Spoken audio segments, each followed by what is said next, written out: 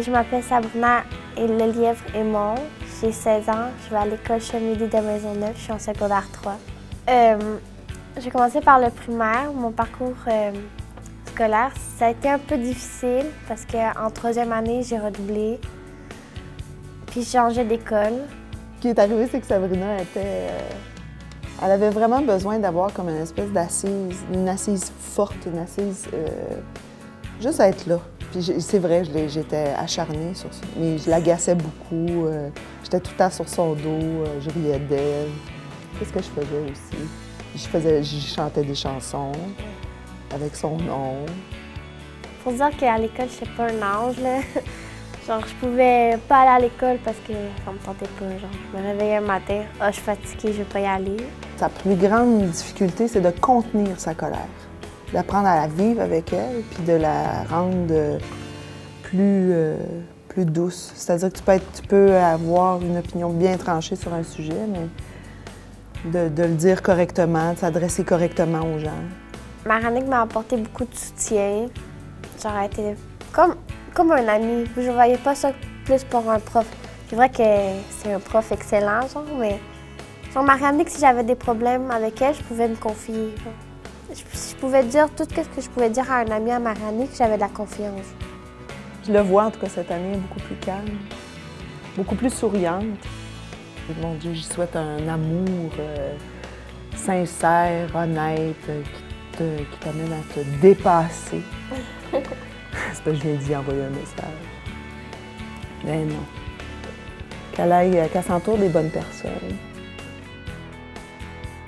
Bonjour, moi c'est Michel Junior Petit-Surprenant. Je viens au retour aux études au Carrefour familial de Hochelaga. Je suis en secondaire 2 en français puis 3 en maths. J'ai eu mon premier garçon à 17 ans, William.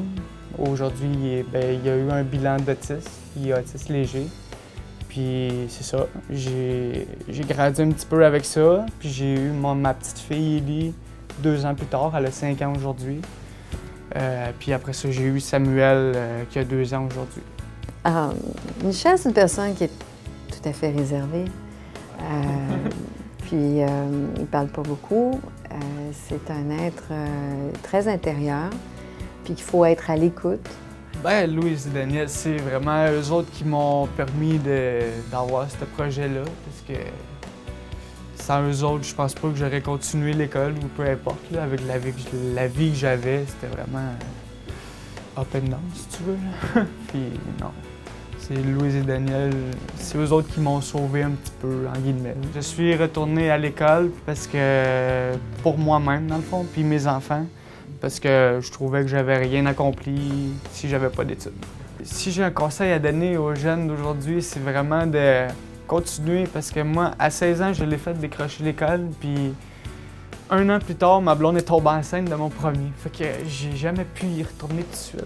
Des fois, malgré les moments difficiles, même quand tu avais échoué un examen, puis que tes collègues te ramassaient après, puis tu avais essayé de t'encourager pour que tu continues.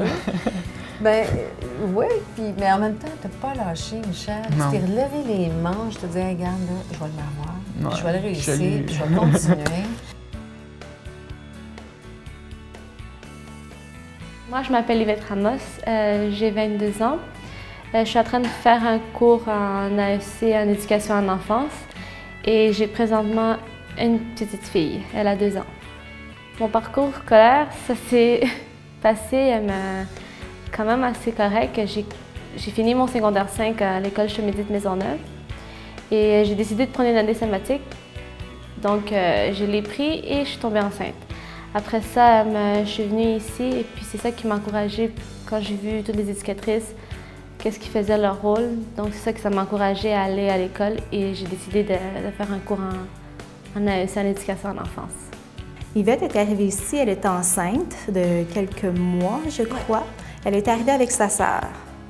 Quand j'ai connu Yvette, c'est ça, elle était quand même plus réservée, plus timide aussi. Et là, je trouve qu'elle a pris beaucoup d'assurance, beaucoup de maturité. Le petit frère représente pour moi quelque chose de grand dans ma vie, parce que c'est ça qui m'a aidée à aller en avant. Quand je suis rentrée ici au Petit Rêve d'Aigle, je pensais que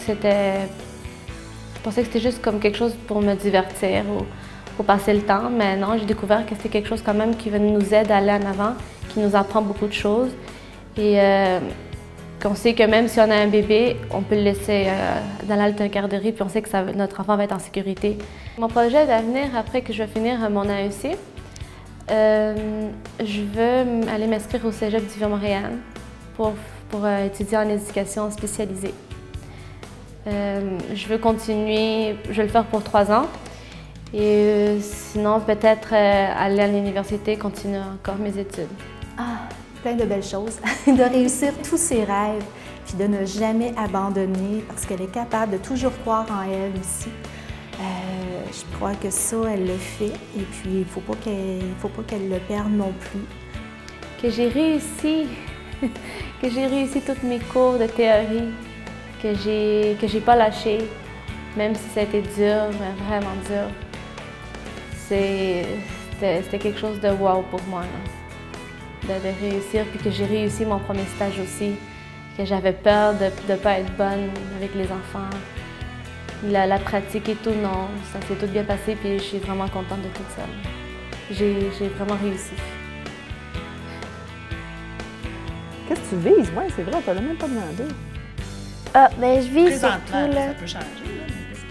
Là, de finir mon secondaire 5, aller à l'université, avoir un beau travail.